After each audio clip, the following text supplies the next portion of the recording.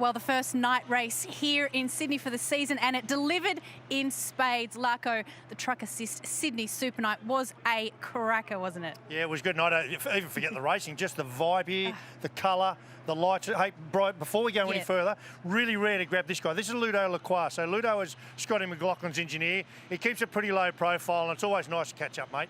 So firstly, congratulations, well done.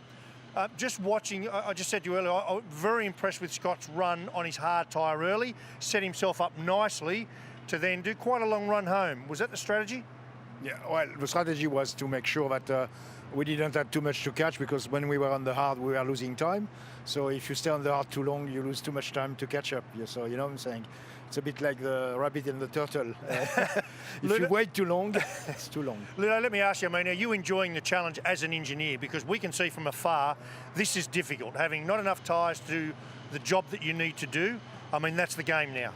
I like the challenge. I don't like the uncertainty. So there is an element of luck, which I don't like asking luck. So that's the only problem.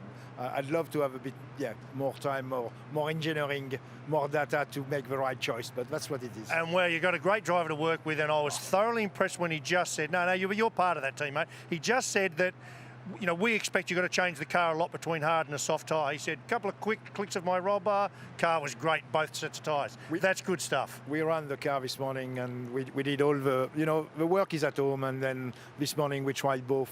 So you should know what you're doing.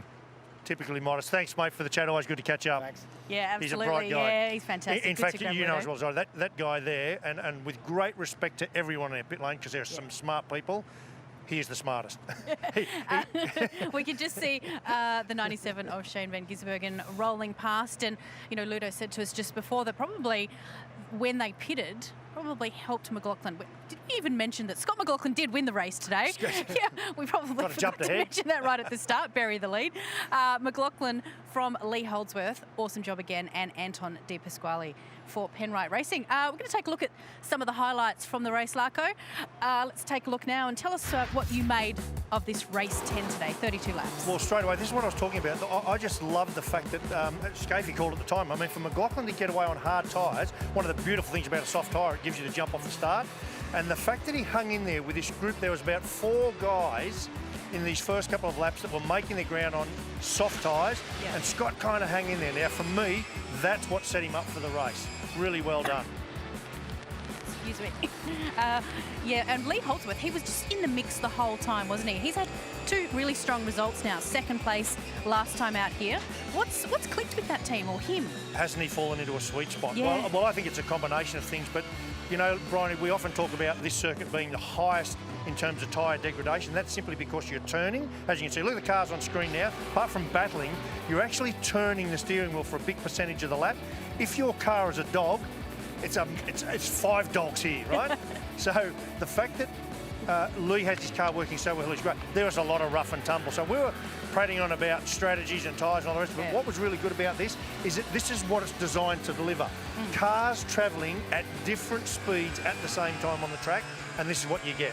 Absolutely, there was quite a few willing battles up and down the field. But as we mentioned, Scotty McLaughlin taking the race win here tonight in front of a crowd for the first time in months and months. It was great to have people up in the grandstand there and actually hearing people cheer. Gosh, we've missed that. And obviously, when we move on to further events, let's hope we can have more and more people come out and attend these events. And how good were those lights, Bryony? So there's, I believe there's going to be 131 lights in total. There's 78 of them done and complete. There was about 30-something temporary ones put over the back, but seriously, they said this wouldn't be like, you know, the Singapore track, Malaysia, whatever, Singapore. This is. I mean, utterly brilliant. And the car's liveries look so good under light. You can see hot brakes, you can see hot exhaust. It's very, very cool. And so does your skin. Gives you a really lovely radiant glow, Larko. I was just going to say the same. Hey, do we want to go in the hub for a sec?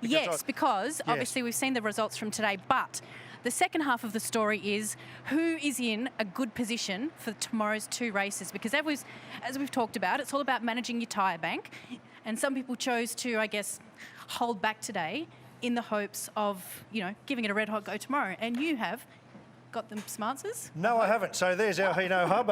Unbeknown to me, our tech guru, Aaron, is... Don't we love Paddock Butler's life? And because of the whole COVID thing, he's working from remote. Let's see so if he doesn't have any dodgy folders here that he's going to... He's doing some... Careful. He's doing some hot up, obviously, on the screen there. So that was a dud idea. But give us a sense of who's in a good position for tomorrow. Well, it's so hard to know because you've got to go back through who ran what in qualifying. Now, Scott is obviously in a good position, and what I really like, those that used 2 sets of softs aren't in a good position, and we talked a lot about one of the great things about this new strategy game that we're playing in. Here we go. Look, Aaron will be watching and listening. You know, he's way over 20 kilometres from here, and look at that. There you go.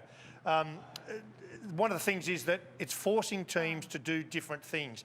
So there will be winners and losers, and we're not going to see that play out until tomorrow's races. And there is no question, which is what we basically asked